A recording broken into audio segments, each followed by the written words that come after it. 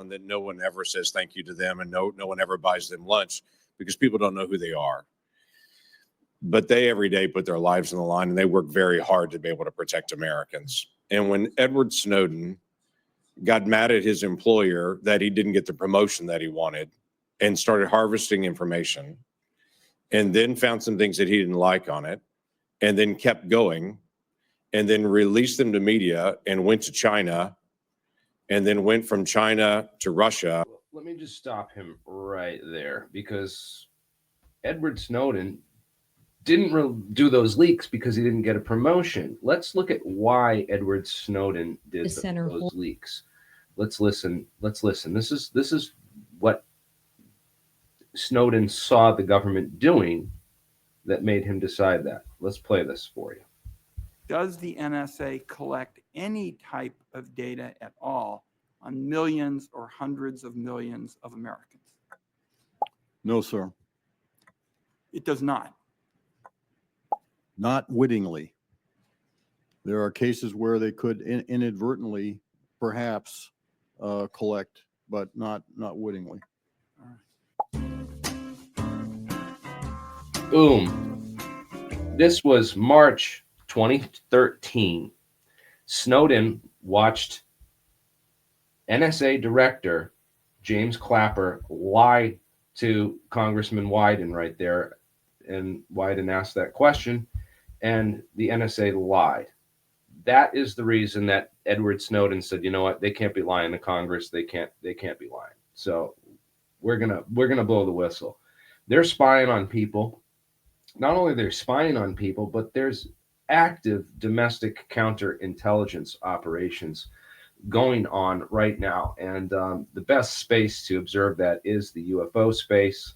Anyone who's on UFO Twitter knows about this and how disinfo opt the space is. It's pretty wild. So we're going to get right into some reporting I wanted to cover.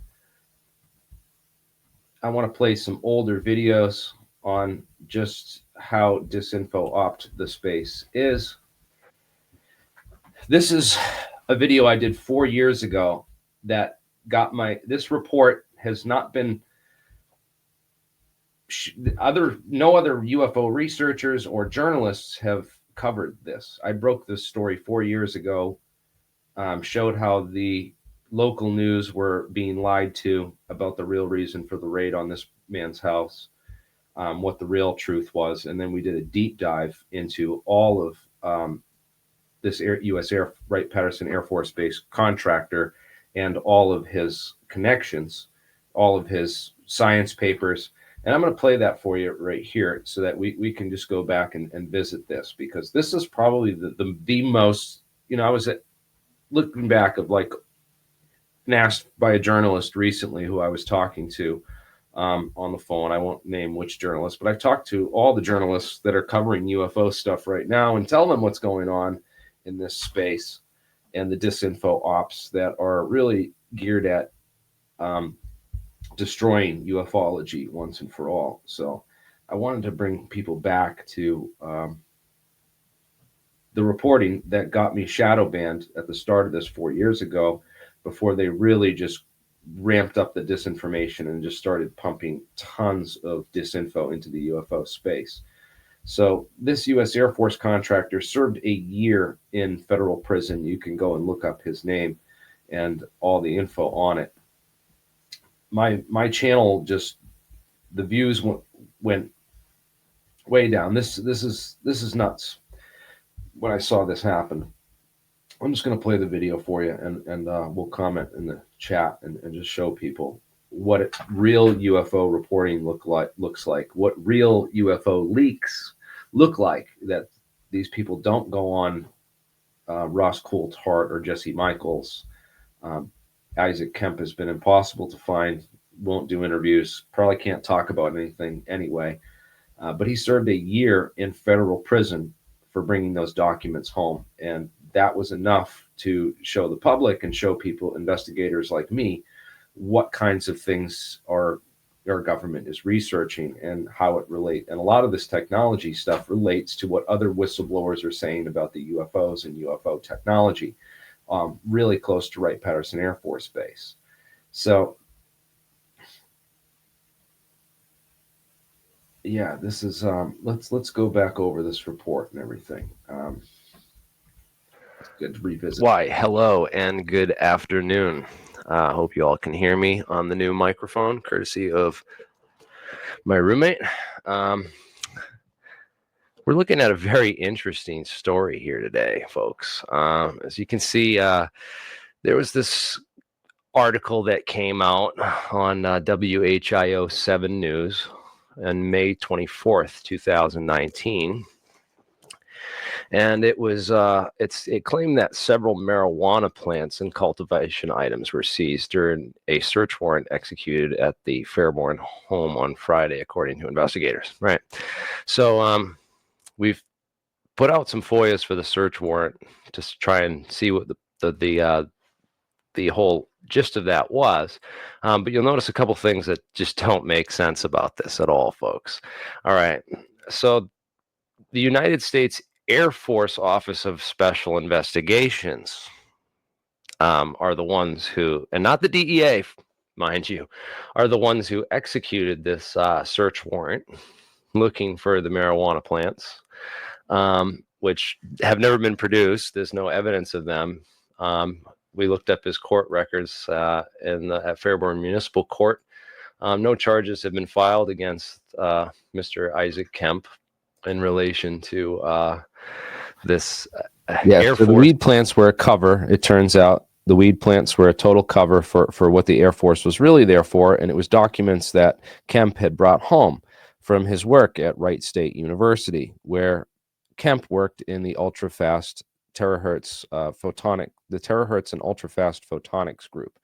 And a lot of the stuff has since been taken down, but we reported on it then, and luckily live streamed the screenshots of it all. So it's all on record there, including our deep dive into all of, you went to search for the Core Scholar portal on Wright State University's website. You can find all of Isaac Kemp's thesis paper and a whole bunch of other papers that he wrote, and gives us a lot of insights into the technology that he was working on, which is terahertz wave and certain terahertz imaging techniques and imaging technologies for aerospace applications.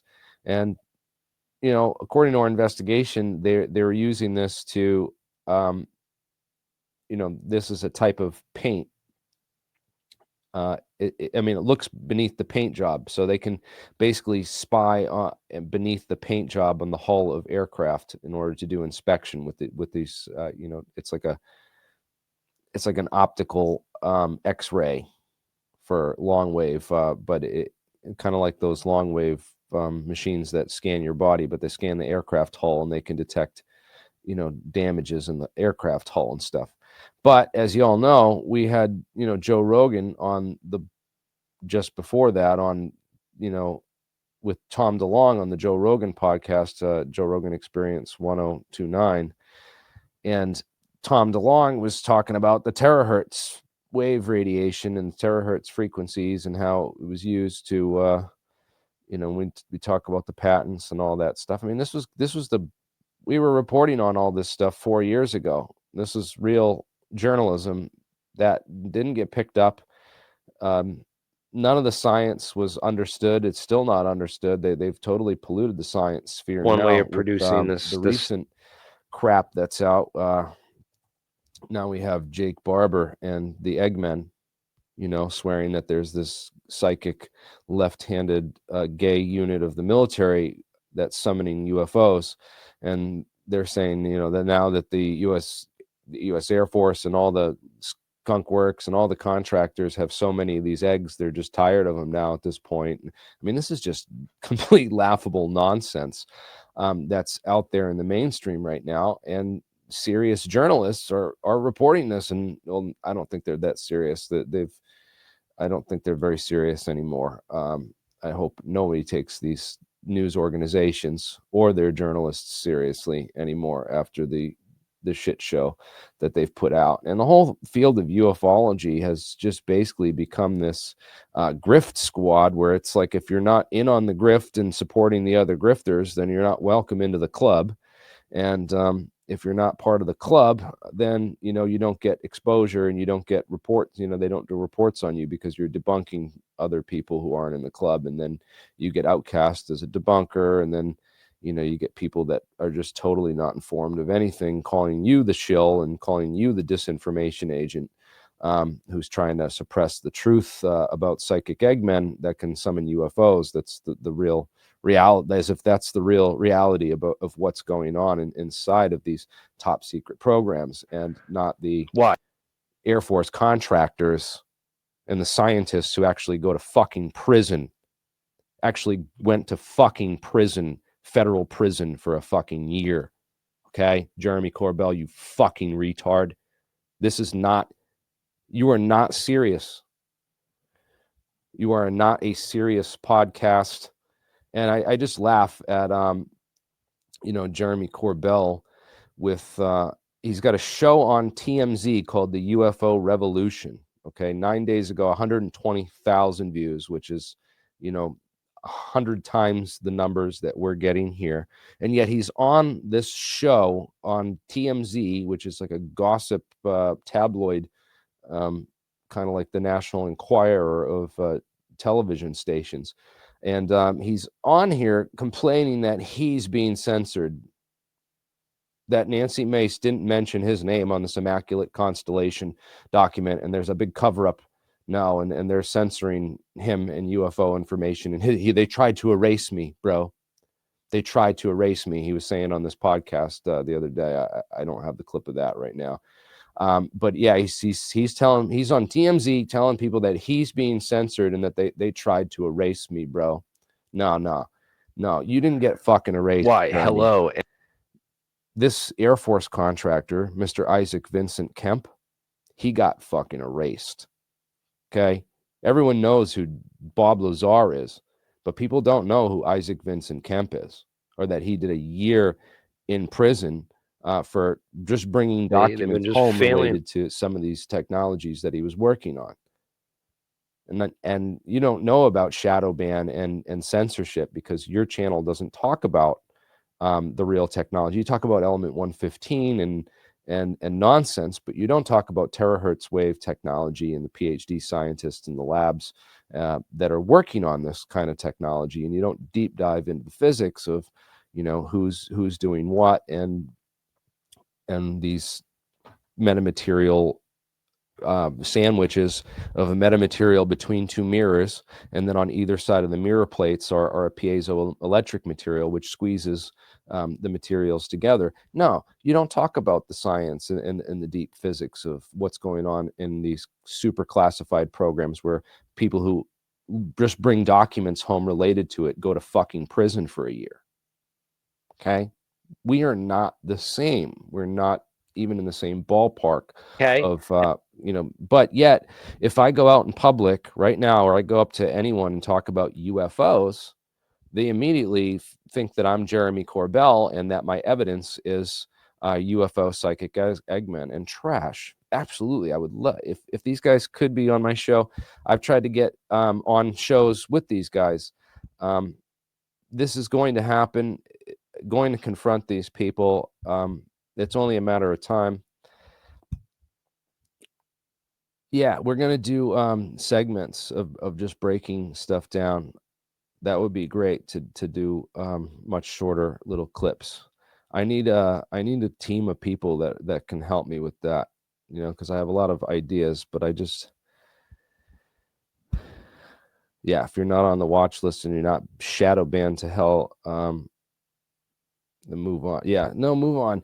Now, my challenge has basically been that I'm moving on from the egg thing. And, you know, I just told Jesse Michaels, you know, that, you know, I made a bet with Jesse Michaels, and I'll put it out there, $50,000. If, you know, he's an investor at Thiel Capital. So if he feels so strongly and believes that this is legitimate whistleblowers and they're going to bring legitimate intel out, then put your money where your mouth is And I bet him $50,000 that this is another David Grush, that we're going to be a year, 2 years later after the fact, and that there'll still be no evidence provided for any of this.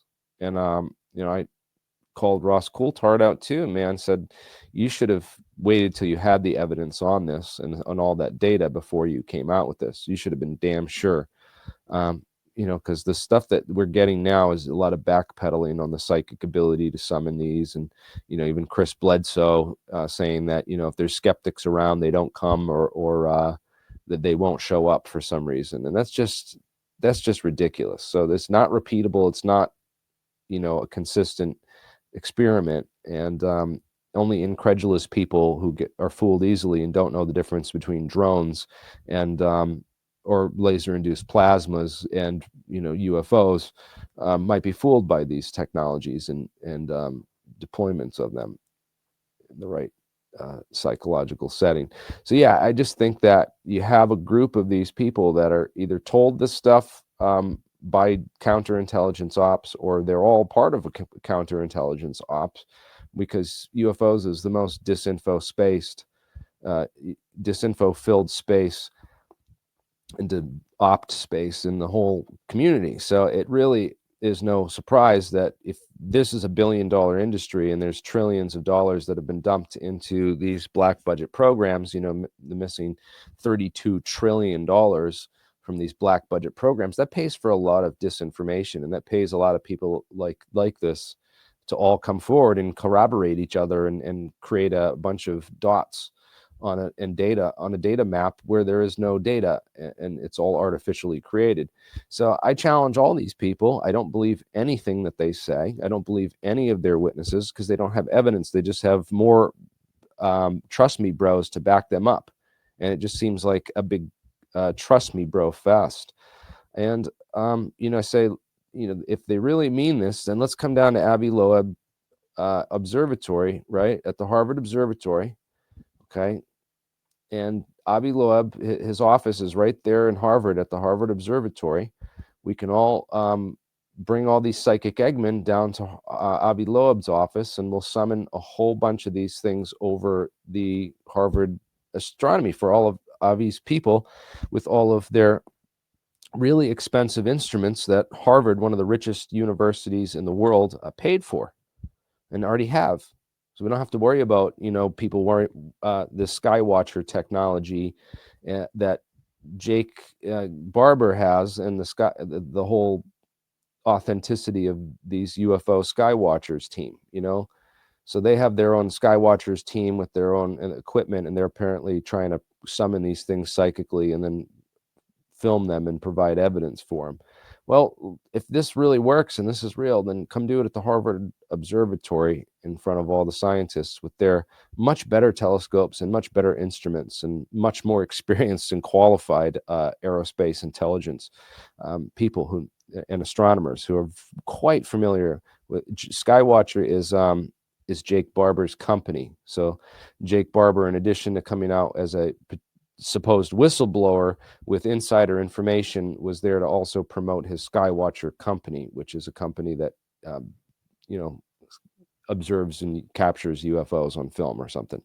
Yeah, that's what. Yeah, they said there will be proof of the summoning of a UFO. That's what Ross told me, and has said to many people. I hope so. I hope so. You have to really step back and say, this is what's really going on, and this is what's really happening.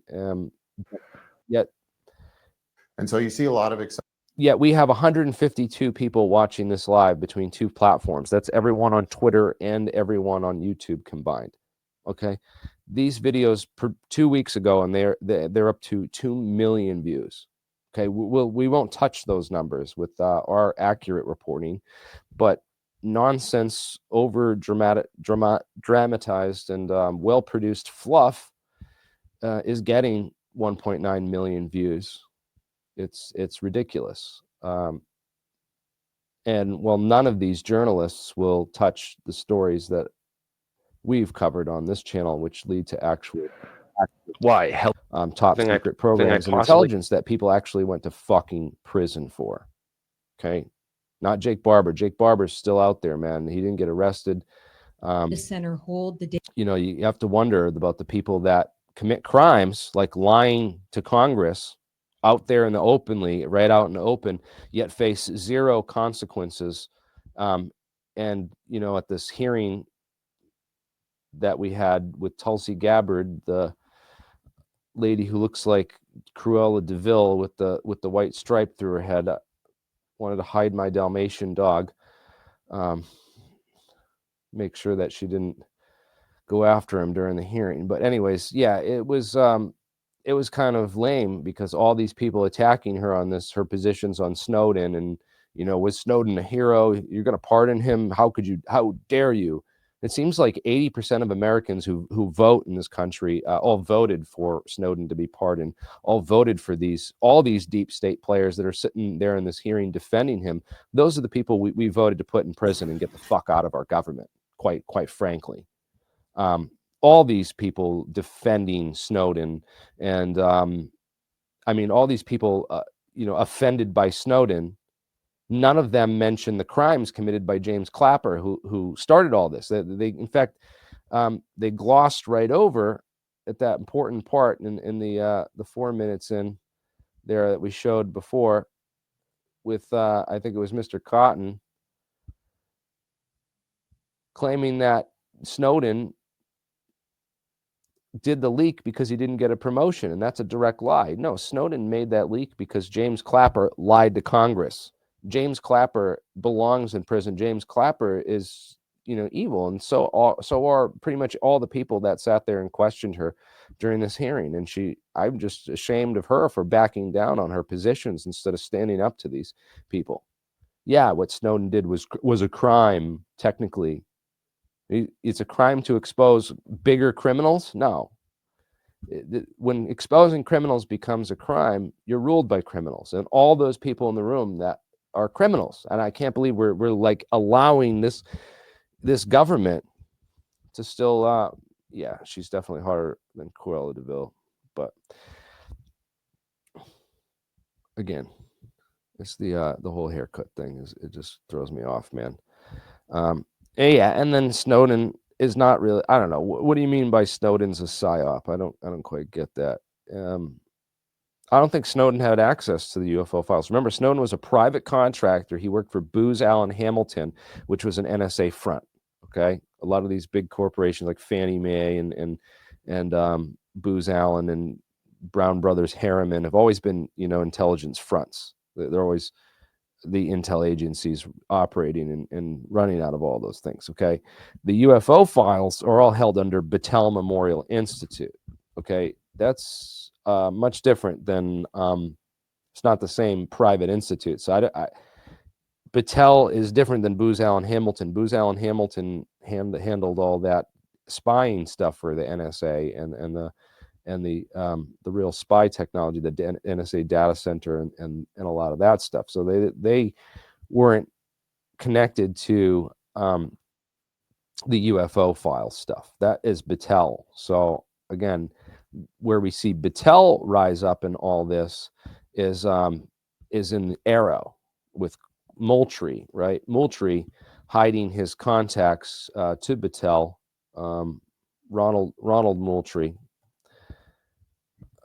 Okay, this is not happening. So we're just going to go straight to the documentary, and I'm going to play this documentary for you all so that you can learn about that. No, Snowden couldn't have released all the UFO files because Snowden worked for Booz Allen Hamilton doing NSA spying programs. Different company, didn't have access to those files. But we're going to talk about who did and who does have access to those files, because this is some of the most important information of all. And it's kind of crazy because UAP Gurib here gets credited, and Jesse Michaels has a recent interview with Randy. So Jesse Michaels, Randy Anderson, right? Randy Anderson. You guys seen this one yet? Watched the whole thing. This came out a while back, and I don't know if you guys have seen it, but in it, they don't mention Battelle, but they talk about Battelle in reference to this underground base where Randy, this Green Beret, allegedly saw this door with a sign that said off-world technology. And, apparently this is where he believes that this stuff is kept, in this off-world technology division of this tech company, which is a private corporation. And they don't mention it directly, but they say, oh, UAP Gerb is like the best researcher in the space on this, and he's done all this great research, and you should check out his stuff on that. Well, UAP Gerb's video is this one right here, which I've gotten explicit permission from UAP Gerb to play. Because, Jesse Michaels refers to Gerb as the source and intel researcher who put all this together. But in reality, this was a lot of Anthony Brigalia's work. And also I've reported on all of this stuff on this channel before this, but this is a great 17-minute summary of that information and really just lays it out great. So, again, UAP Grib, I thank you for putting the video together and getting all this information compacted. I'm going to make a few more comments about the metallurgy and the science involved, go a little bit deeper on that end of it. But other than that, this was great work on UAP Gerb's.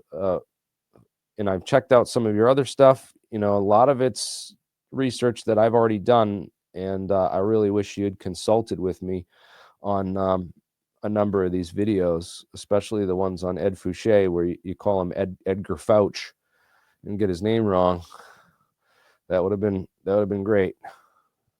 Anyways, here it is. Meet Battelle Memorial Institute, a private nonprofit applied sciences and technology development company whose mission is to, quote, deliver scientific discovery and applied research that makes the world a better place to live. This private nonprofit has a prolific list of USG contracted work, including classified SAPs. Battelle has a storied history in the technological development of our US society, including research into the fabrication of uranium for the Manhattan Project from 39 to 52, development of the photocopy machine and UPC barcode system, work on combustion, electronics, energy conversion, propellants, all for Apollo 11, and military research into biological and chemical weapons/defense systems, and more. Today, Battelle manages the National Biodefense Analysis and Countermeasures Center at Los Alamos National Laboratory and the National Renewable Energy Laboratory, NREL, as well as Oak Ridge National Lab, all of which are DOE-sponsored labs. So we already see some ties here with Battelle and the USG UAP work in Los Alamos and the DOE. But what if I told you Battelle is harboring a dark secret, that the company has a long history of studying UFOs, aiding the USG and USAF in the UFO cover-up, and has even conducted analysis on UFO material?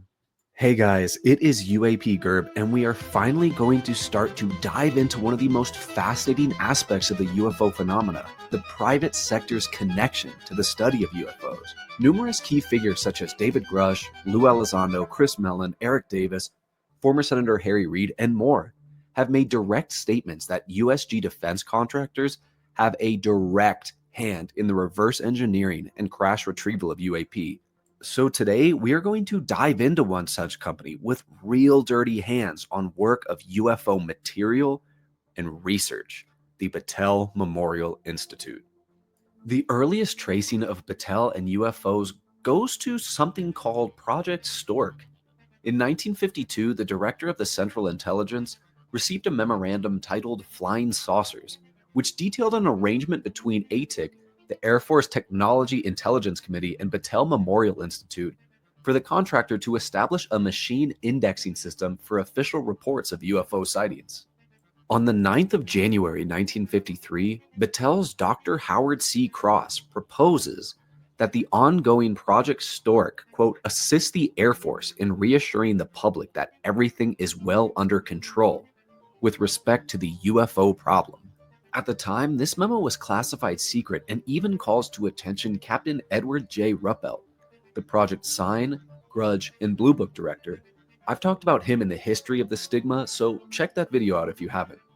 If you'll remember from that same video, in 1953, the Robertson panel was conducted to ensure that all national security agencies should strip UFOs of, quote, special status, and suggest to the public there is no legitimate evidence of their existence.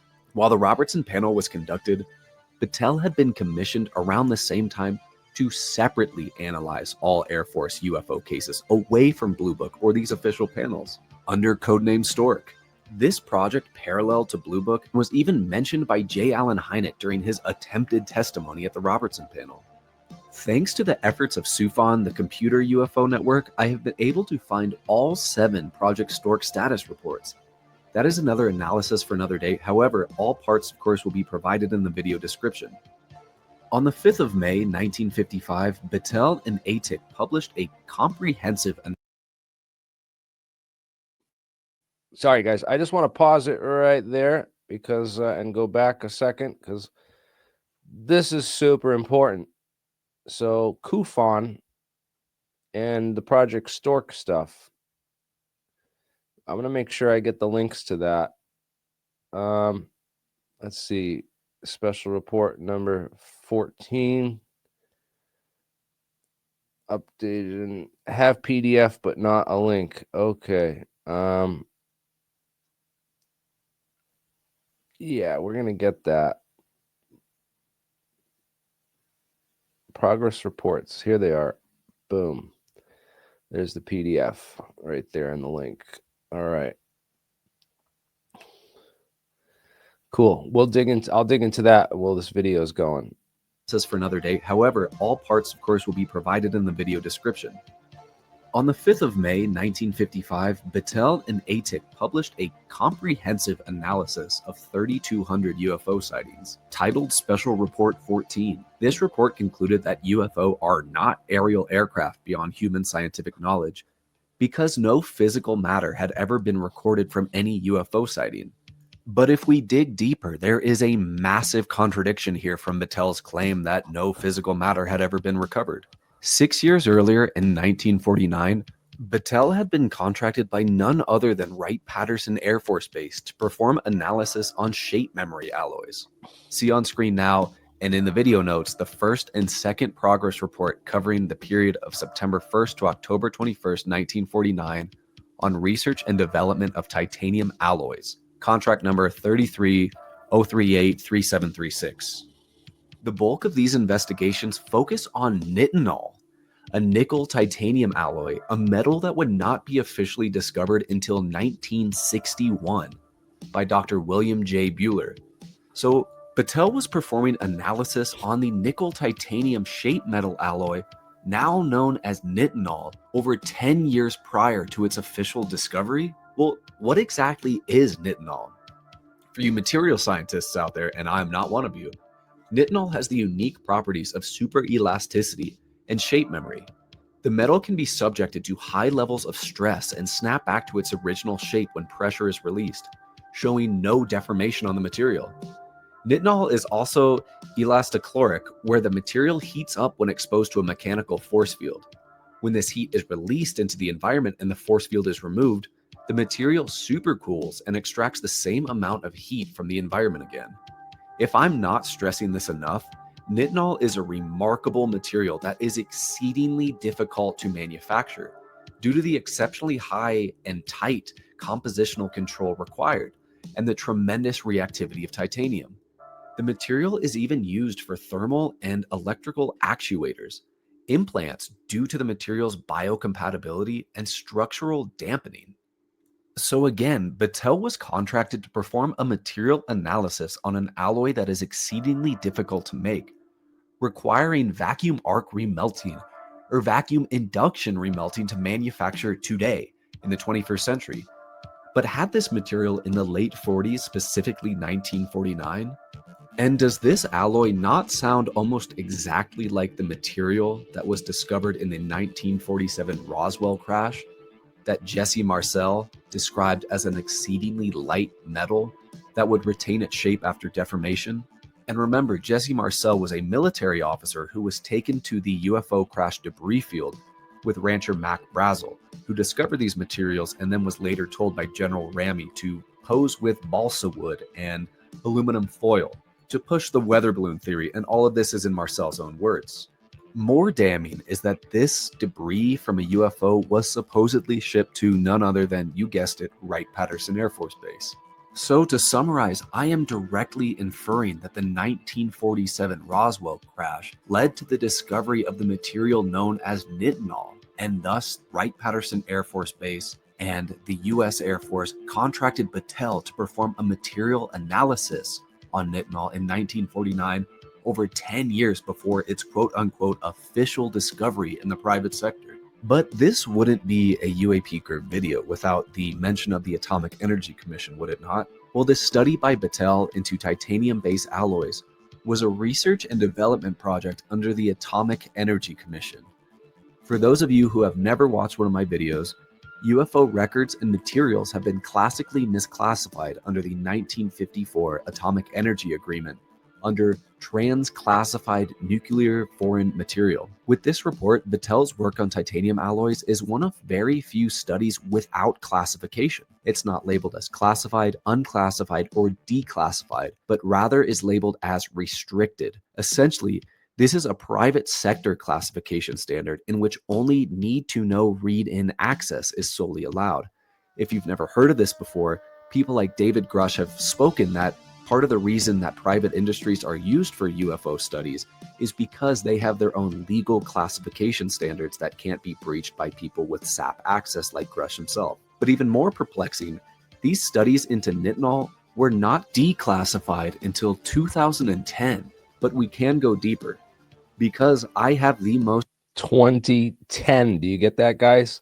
So this is crazy what he goes into after, but on the nitinol stuff, we're going to take a break after this. I'll save it for the end of this video, but I want to share. We're going to get back to the memory foil and the actual testimony. Most bizarre connection to make with Battelle and this nitinol UFO material. Within Battelle Report 2, we observe an inconspicuous subsection titled, quote, Analytical Methods for Titanium-Based Alloys by one A.C. Eckert and E.J. Center, a senior research chemical engineer who worked for Battelle from 1939 to 1957. Nothing out of the ordinary, right? Center's section of the report deals with titanium purity. Exceptionally pure titanium is needed to make nitinol memory metal due to the high reactivity as titanium, as I mentioned above. So keep E.J. Center's name in mind, because let's travel to the summer of 1994 and read into the Ohio UFO Notebook by Dr. Irene Scott and the MUFON, the Mutual UFO Network Board of Directors. This piece, titled, quote, The Ohio UFO Crash Connection and Other Stories, details an informant who came to MUFON in 1992. This man attended North High School in Columbus, Ohio in the late 1950s. In 1958, he dated a girl named Kathy Center. One night while visiting her home, her father, one Elroy John Center, told them while working at Battelle, and remember he left in 1957, he was, quote, responsible for a project which required him to study parts retrieved from a flying saucer. This section of E.J. Center is under one decoding the I-beam of the MUFON report. Roswell enthusiasts will know that Major Jesse Marcel, who was taken by Rancher Mac Braswell to the debris field, found an I-beam amongst the wreckage and memory metal, which had strange characters on it resembling hieroglyphs. What's crucial to remember here, guys, is that although MUFON reports on E.J. Center and his work on flying saucers for Battelle in 1994, E.J. Center's 1949 work on nitinol was not declassified until 2010. So making this connection, unless E.J. Center was really, in fact, working on materials from a crashed disk for Battelle, likely the Roswell wreckage, and blabbed about it once he left Battelle in '58, would be impossible. To put the cherry on top here, you JRE fans will remember famed computer scientist and ufologist Jacques Vallée appearing on JRE, the Joe Rogan podcast, on the 4th of December 2020 with the Phenomenon director James Fox. If you haven't seen The Phenomenon by Fox, I highly recommend checking this out, as well as Moment of Contact, which is about the Varginha, Brazil UFO case. He's got great documentaries. But anyways, Jacques is famous for spending many years connecting the private sector to official USG investigation. And within this podcast, he references one of the entities that helps control the UFO phenomena and the study of it in intelligence agencies is, quote, a private contractor. But Vallée nervously states he does not wish to disclose who in fact has UFO materials. Fox comes to all of our rescue to suggest the name of the group indirectly by stating its involvement with the 1953 Robertson panel. As we studied above, this is Battelle Memorial Institute. I honestly don't know if I'm able to use JRE clips from Spotify for copyright inclusion, so I'm not going to do that here. But if you wish to check this out, this is JRE episode 1574 and began at about an hour and 42 minutes in, where Jacques starts talking about pieces of metal recovered from UFOs. And this is where the discussion about what private industry has these materials and where Battelle is suggested by Fox and Vallée himself. And lastly, Battelle actually has shocking connections to AARO and Dr. Sean Kirkpatrick, our modern-day disinformation agent. Kirkpatrick and AARO were directed to report to one Ronald Moultrie, the Undersecretary of Defense for Intelligence and Security, and almost definitely one of the hostile witnesses on David Grush's list. If you'll remember from my Sean Kirkpatrick and AARO video, in 2022, AARO and the DoD awarded a company called Sandcorp a contract of $1.9 million for AARO support services. This Sandcorp specializes in preventing leaks and stopping whistleblowers. Okay, and guess who oversaw this contract? The Undersecretary of Defense for Intelligence and Security, one Ronald Moultrie. Additionally, on the 16th of December 2022, Ronald Moultrie and Sean Kirkpatrick actually held a public press conference that they have not seen evidence of crashed UFOs that suggest they are craft from another planet or dimension. They additionally suggest there have been no crash recoveries. So here, alongside Kirkpatrick, we see that Ronald Moultrie is vested and interested in playing down UAP and stopping whistleblowers, right? Well, the Honorable Ronald Moultrie is actually a board member of Battelle and has been since 2016. And worse yet, Moultrie has tried to scrub this from his record, including taking down his board membership from his LinkedIn page. But fortunately, Pogo.com stated on its website that Moultrie had been an advisory board member at Battelle, and fortunately grabbed screenshots before Moultrie took this down, as I'm showing on screen right now. So even up to the modern day, Battelle has its hooks sank in the USG and is controlling the UAP narrative. So, Battelle, not only have they played their hand in investigating UFOs for the USG and Air Force, but they've also aided in quelling public interest in UFOs by saying there's nothing to them, and studying UFO material, such as nitinol, which was likely recovered from the Roswell crash. Guys, if I can't stress this enough, the story of the EJ Center, in 1949, he worked for Battelle studying the nickel titanium alloys, and this was not declassified until 2010. But in 1994, the Ohio MUFON Journal reported on EJ Center, who said he worked on parts of a flying saucer once he left Battelle in '58. That connection is just obscene and really adds another kernel of credibility to this already baffling case with a ton of supporting evidence. Boom. I hope you guys enjoyed this look. There's even more supporting evidence than that. I just want to point out to UAP Gerb and go over some of that really quick. So one of the main pieces of evidence is in the Battelle progress report itself. Let me find it right here. The second progress report on titanium alloys. And let's go to that. Try to bring in the original window so everyone can see it here. Boom. And yeah, oops. Meet Battelle Memorial Institute, a private nonprofit applied sciences. What's the matter? All right. So the Black Vault hosted this and declassified it.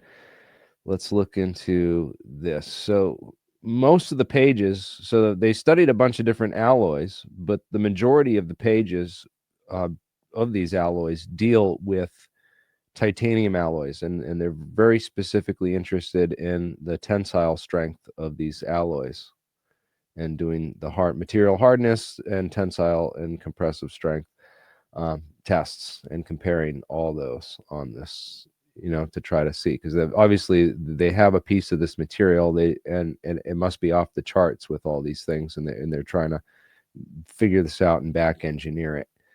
So consistent with numerous reports on this, and we're going to talk about the methods of analysis, and one of the procedures in this is a method of the carbon tetrachloride method, and they talk about basically using chlorine, pure chlorine, liquid chlorine, and dissolving pieces of this in the most corrosive material known to chemistry in order to measure the off gases in this apparatus that he shows a picture of in this setup here, a photograph of the whole apparatus.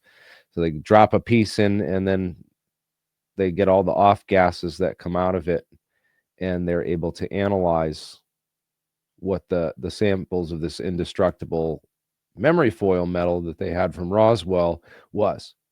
So it's quite clear, not perfectly clear, but when you know some of the chemistry and science, it really indicates that Wright-Patterson Air Force Base must have had a piece of this stuff, and there's the hard scientific, metallurgy and documentation for how they were going about researching it. And boy, where did this go now? There it is. I'm going to bring up next. The next day, reporters heard that the Air Force had found fragments of the mystery object crashed on a remote ranch northwest of Roswell. Excitement ran high until officials announced it was only a weather balloon. Major Jesse Marcel, in charge of the operation, now tells a far different story. They took pictures, of course. They had a whole flock of microphones there. They wanted they wanted some comments from me, but I wasn't at liberty to do that. So all I could do is keep my mouth shut. And General Ramey is the one who discussed or told the newspapers, the newsmen, what it was and to forget about it. It was nothing more than a weather observation balloon, of course, which we both knew differently. Major Marcel had to keep silent because of his strategic position at that time. He was in charge of all security and intelligence on atomic tests in the United States and the Pacific. Marcel retraced his secret recovery operation across the hot New Mexico desert. We left Roswell perhaps around 3:30 or 4 o'clock in the afternoon. As you can see, it's flat. It is very difficult. In fact, with just verbal directions, we never would have found it. We had to follow the rancher out there. The crash site was so remote, it took an entire day to drive there. The following morning, we went out to the site where the crash was. And what I saw, I couldn't believe there was so much of it. It was scattered over such a vast area. So we proceeded to pick up as much of the debris as we could, loaded in a wagon. We filled that up. It took us a good part of the day to do that, because there's such small fragments that we had to do a lot of picking. We found a piece of metal about a 1.5 to 2 feet wide and about 2 or 3 feet long. Felt like you had nothing in your hands. It wasn't any thicker than the foil out of a pack of cigarettes. But the thing about that got me is that you couldn't even bend it. You couldn't bend it. Even with a sledgehammer would bounce off of it. So I knew that I had never seen anything like that before. And as of now, I don't know what it was. There is new evidence that the FBI then got into the case with a different cover story. Lawyer Peter Gersten, searching through declassified government documents, came across a mention of the Roswell case. One of those documents related to an incident in Roswell, New Mexico, which indicated that the object, which had crashed was an experimental kite. The FBI investigated the incident and determined that it was terrestrial, that it was from an organization which had been doing research in experimental kites. What did crash in this desert? A UFO? A weather balloon? A radar reflecting kite? It was not anything from this earth that I'm quite sure of. Because I was, being an intelligence officer, I was familiar with just about all materials used in aircraft and in our air travel. This is nothing like that. It could not be. It could not have been. The eyewitness descriptions of the actual debris that was recovered from Mac Brazel's ranch, combined with Jesse Marcel and Jesse Marcel Jr.'s testimony about the real materials, specifically the memory foil, are the main reasons why I no longer entertain the Project Mogul weather balloon cover story for Roswell. Mylar Declassify the files, guys. So here we are at the real Roswell. So Roswell, New Mexico is right here. It was home to Roswell Army Airfield, right? Which is right here at the southeast corner of the town, down here, Roswell Army Air Base, right? Right near the Eastern New Mexico University at Roswell, right? Also known as Walker Air Force Base, right? So this is where the atomic bomb squadron was. This is where all of the atomic bombs in the entire world were kept in 1947. So if UFOs are attracted to nukes, then it would have been a hot spot for them for sure.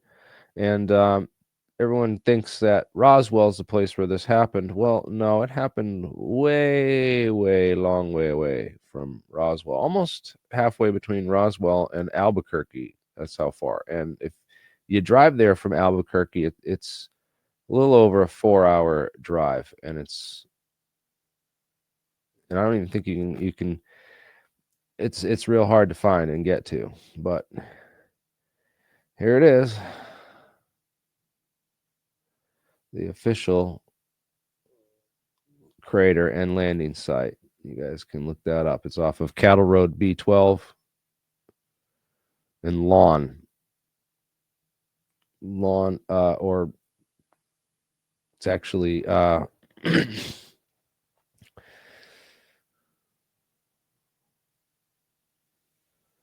the Cattle Road. It comes off the main road up here a ways in Corona, New Mexico. So anyways, yeah, Trump and UFO disclosure. That's a good question. What do you guys think will happen with UFO disclosure and Trump? Well, UFO is the UFO space is such a mess right now due to illegal domestic counterintelligence operations that are running amok in the whole UFO scene. I mean, just search for UFOs, and what you find back is a lot of crap. Oh, we're getting a lot of the FBI reports. So this is what's being reported in the mainstream, the real news. So there's all this guts happening at the FBI, right? And a lot of changes happening with the Trump administration coming in, you know, pardoning all the January 6th prisoners and then going after all the FBI agents that, you know, went after the January 6th people and really tried to stage a political war for against them and really abuse the authority of the FBI. And if you were working for the FBI at that time, this is domestic counterintelligence practices. This is what was exposed during COINTELPRO.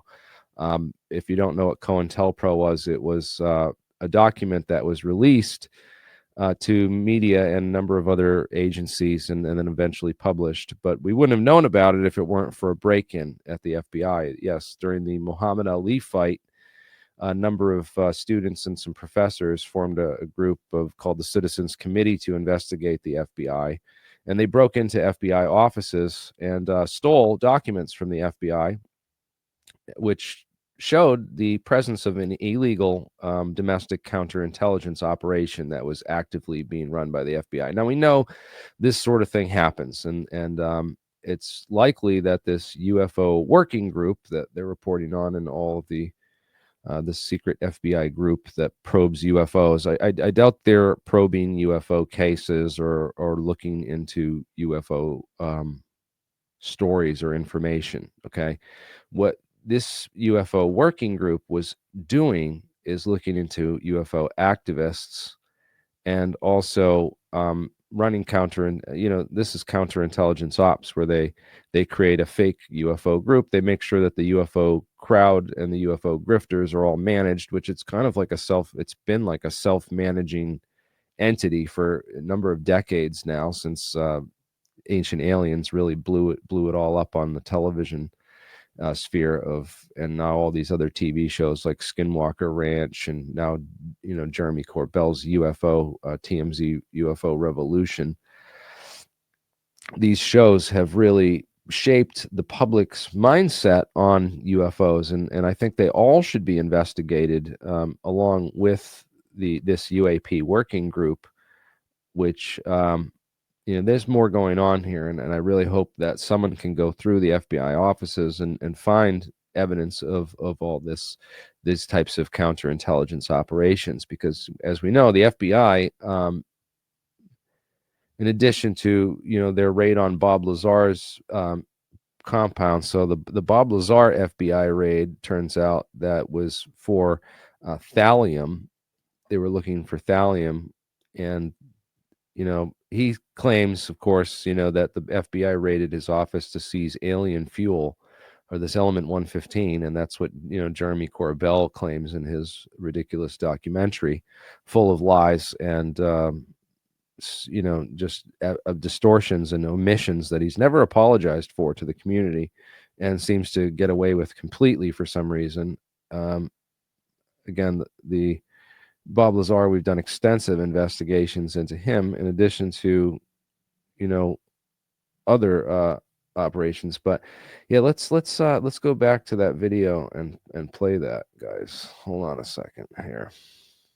Descriptions of the actual debris that was recovered from Mac Brazel's. Being overheated, the strip began to crumble in my hands, creating bits so small that I could hardly see them through metal. Melted.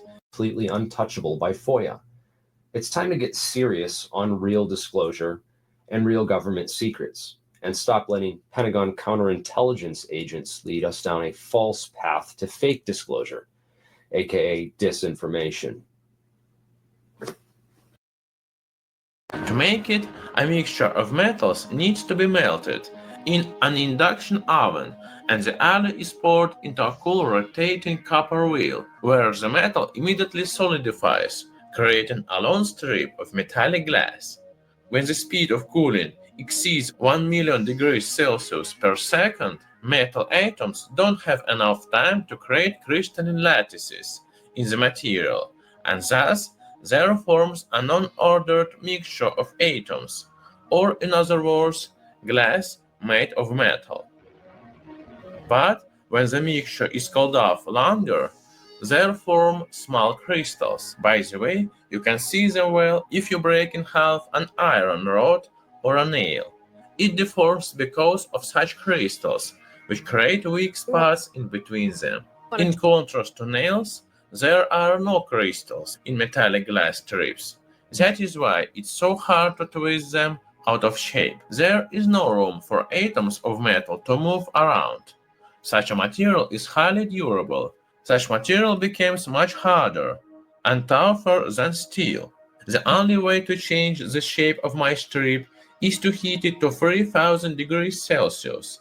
As a result, the atoms will rearrange themselves and create a totally new shape.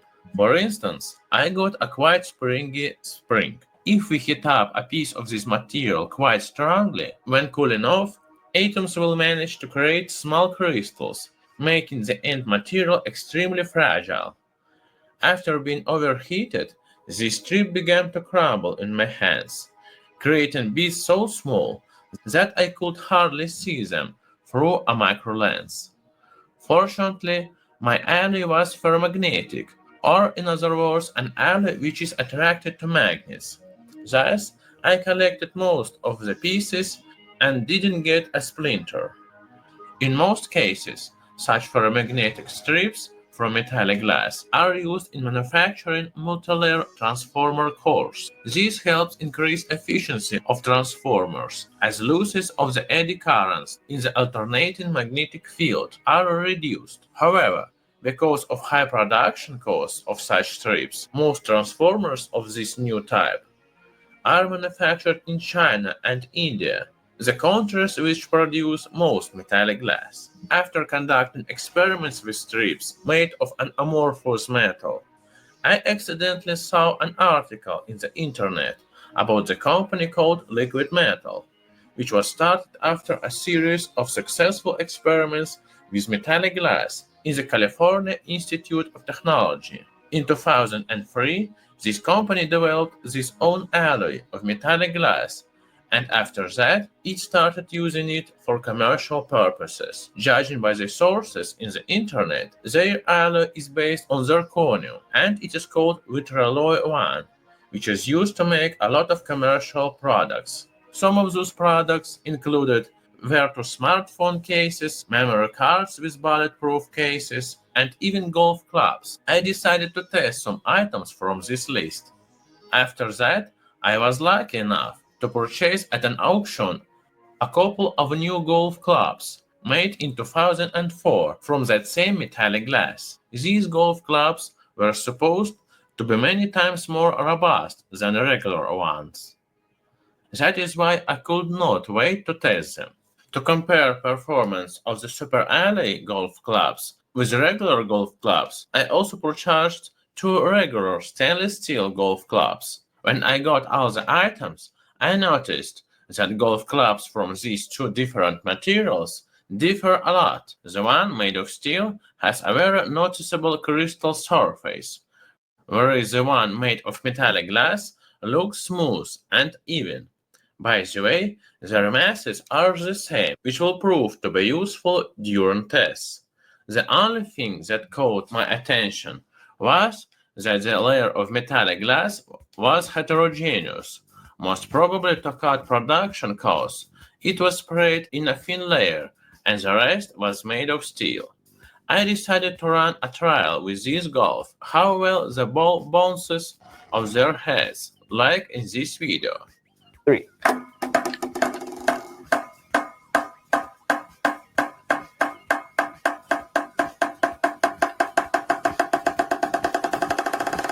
We can see that the ball bounces off the metallic glass surface much longer than of the steel surface, because the formation of amorphous metal is much smaller than that of steel, and most energy is transferred to the ball. First, let us see how the 10 mm in diameter steel ball bounces off a stainless steel pot. Because the ball is made of tempered steel, it easily made a dent in a less dense steel, almost having not bounced off it.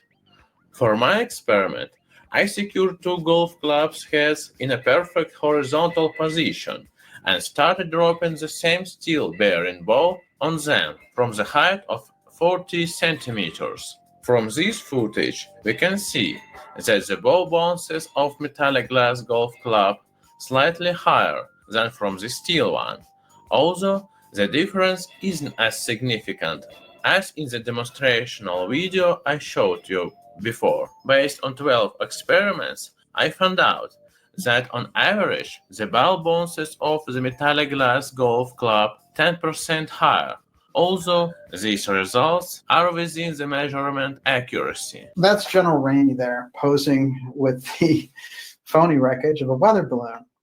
Now, on the record, in our documentary, let me see if I have this handy. Jesse Marcel said on the record that there was so much of this material strewn on Mac Brazel's ranch, which had crashed July 2nd, that when he went there, it just was a sea of wreckage. And that Brazel was complaining that his animals would not walk through it, which I think is very interesting also. But he said it was an unusual kind of metal, and that the metal, you could crumple it up and then it would open back up, and then you couldn't cut it, you couldn't burn it, you couldn't dent it. There was nothing you could do. There have been depictions of that saucer crash there on the Brazel Ranch for years. Many of us know it, but actually the Roswell incident is much deeper than has ever been allowed. There are three major figures involved around the Roswell incident. Howard Hughes was called in, as we pointed out in the documentary. That's a very important piece because Hughes had his own knowledge around the UFO file. Lindbergh was called in, knowing so much about aviation. Werner von Braun was there when Lindbergh was there. You know, these are the missing things. So many people have run around sort of saying, well, no, I believe this general or whoever, and they got into these groups who believed certain things. You know, the funeral director was lying or whatever. It didn't matter. The mass of people who saw the wreckage, mass of people, mass of witnesses saw bodies, massive accounts, family accounts passed down. Doesn't matter if one or two people said one thing differently or another. There's too many people. This is what happens. Now, in 1994, faced with all of the pushback around the Roswell thing, the Air Force decided to do their own sort of Warren Commission report on it to get it out of the hair. And they said, Roswell report, case closed. It was a weather balloon.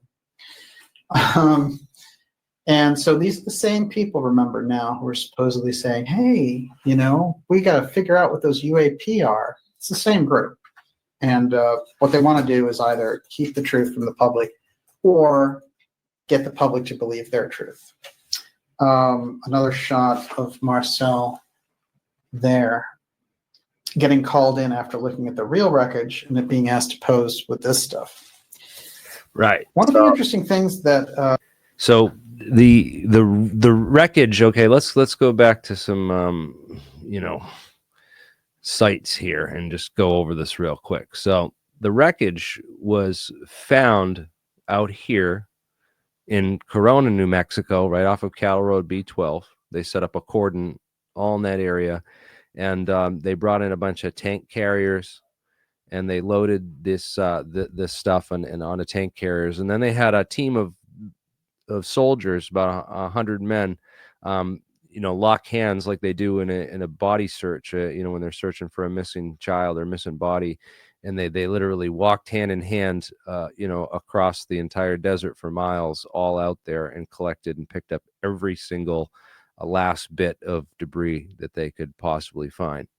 And recovered all that, loaded it onto trucks on Mac Brazel's ranch, drove it up Cattle Road B12 out to the main road, and then back down the main highways to Roswell Army Airfield, where it was all loaded into, from the bomb bay, loaded into the same type of carriers that they use for the atomic bombs, and from the same classified bomb bays that they allegedly used for the same ones that they used for the atomic bomb, loaded onto plane and then flown from Roswell, New Mexico to Fort Worth, Texas. Okay. And taken out of Roswell, New Mexico, the most top secret Army air base, and flown to the U.S. Army's, basically the headquarters of the U.S. Army for in Fort Worth, Texas. And in Fort Worth, Texas, the real footage was put on another plane and flown from Fort Worth, right, to Wright-Patterson Air Force Base, where the wreckage of Roswell ended up at Wright-Patterson Air Force Base in Ohio. Okay. So it went from Roswell to Fort Worth and then to Wright-Patterson in Ohio, where its final resting place was. Fort Worth, they showed the weather balloon off. That's where the General Ramey held the press conference and said, it's just a weather balloon. Nothing to see here. Meanwhile, the real wreckage went off to Dayton, Ohio, where Wright-Patterson Air Force Base is, and allegedly went into Wright-Patterson Air Force Base, which this is the old Wright-Patterson, this is the new Wright-Patterson Air Force Base. But back in the day, it was just the old Wright-Patterson Air Force Base. And of course, across the way, there's a lot of underground tunnels and activities. And apparently, the rumor has it that there was a big tunnel that led all the way over here from Air Force Base right here. Okay, let's just look it up right here. Right here is Wright-Patterson Air Force Base, and then right over here, just off base in this empty field, which was an empty field back in the day. Apparently, they had a bunch of underground tunnels where they brought the Roswell wreckage and had a bunch of makeshift facilities out there, super secret, super secure, that they did the investigations in, a lot of it. And then certain materials, of course, were sent to Columbus, Ohio, to be looked at by metallurgy experts at Battelle over here in Columbus. But most of it was kept right there in Dayton for a number of years, at least until the 1960s, when they came along and must have moved it out of there for whatever reason. Of course, they built a Wright State University over that existing tunnel system. And the first building that they built on campus was, of course, Alien Hall. And Wright State University is the only university in the world that I know of that has such an complex network of underground tunnels connecting all the buildings.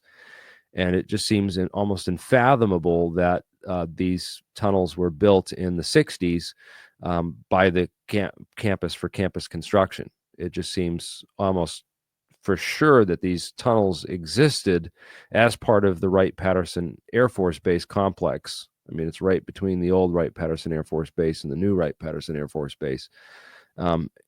It just makes sense that the military had these tunnels beforehand and used them for something else throughout the 40s and 50s. And then in the 60s, suddenly they're like, oh, we're just building this new campus and this whole new Wright State University over this massive underground tunnel system.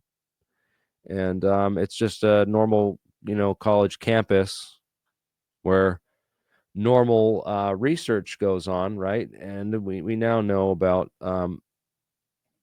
the story that I opened this up with, the story that got this channel shadow banned to all hell, and I don't know why.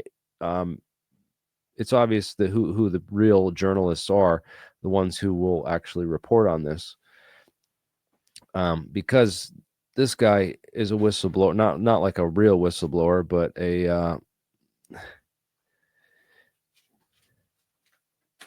because he didn't actually talk publicly. We just know that he got arrested and charged with bringing more than 100 documents containing approximately 25,000 pages of classified material at the secret level.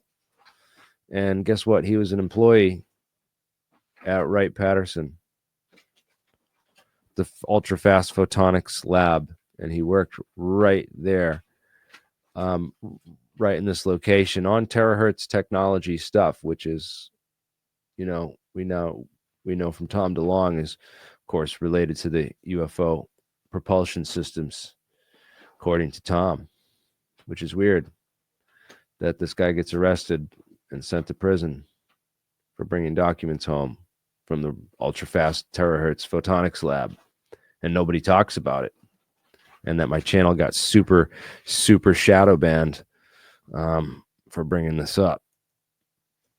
Anyways, Isaac Vincent Camp case study. NASIC Air Force Research Labs.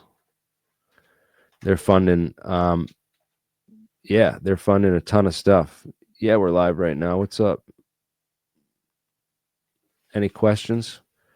Anyone have anything else that they want to bring up? We talk about, people seeing, this guy, Randy Anderson. Oh, you know what I wanted to point out? I saw Dan Benkert here in the chat earlier. I wanted to bring up Michael Schratt's videos and play these. These are the next thing in our tour, because Michael did some really good videos revisiting this case.